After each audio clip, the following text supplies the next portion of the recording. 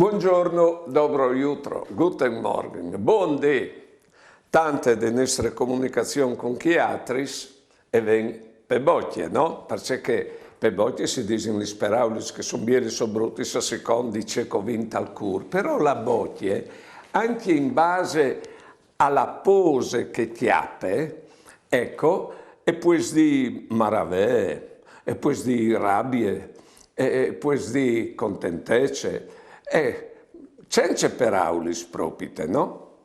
Ma la roba più importante, più grande, la comunicazione più completa che ho vinco la bocchia è la bussade. Doi che si bussino, all'udì doi curs che si tocchino, all'udì dos animis che si disfino, parfant une sole.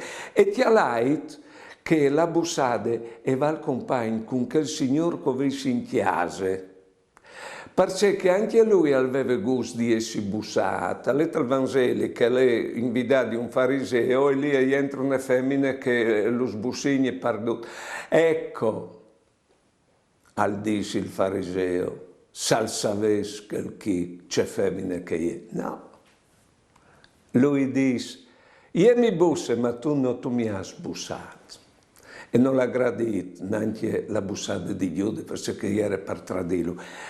Ecco, din al Signor che viene in chiesa gli nostri sbussadis e se non se me che le distratto, o i giorni anche per aulis, ti vuoi bene, Signore. Buone giornate e buone vite.